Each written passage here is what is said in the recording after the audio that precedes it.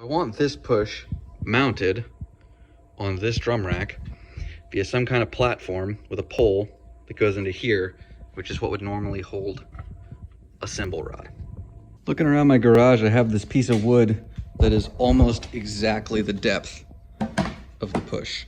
It'll hang tall by like a 1/4 inch at the top. Don't care.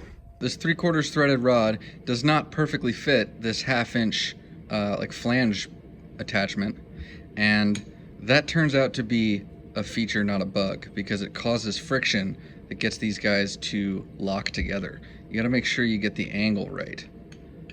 But once you do, these guys go in real tight, don't want to move, and now you've got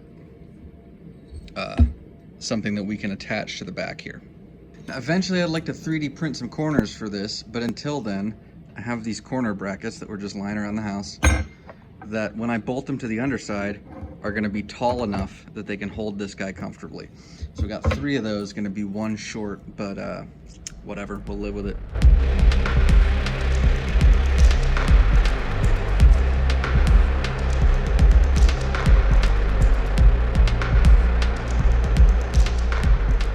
Went and found a different bracket because that was 1 short. So with these on here, when we put the push in place, it'll have some feet that it can lean on that will hold it and keep it from racking both up and down and side to side. And this guy's gonna have a tilt, so there's no way for him to slide off the top. And also, if you are gonna put brackets on the top, be mindful of the connections you have on either side.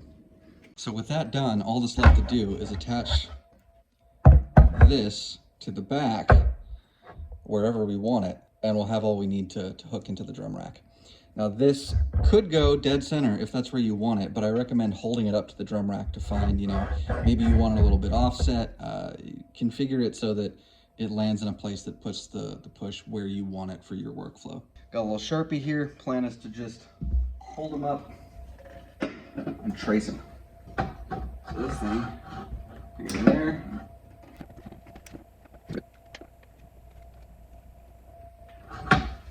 Cool. And you can already see here how this thing is going to be able to slot in here and adjust. The place I ended up wanting this on the back is nowhere near dead center, so it's good to measure. I did sort of trace both the perimeter and the holes. It seems pretty good. Bam. Got that guy screwed in. So let's get this thing mounted on the drum rack. Just going to slide him back in here about the height I want. Now we should be able to put this guy in here. Ta-da!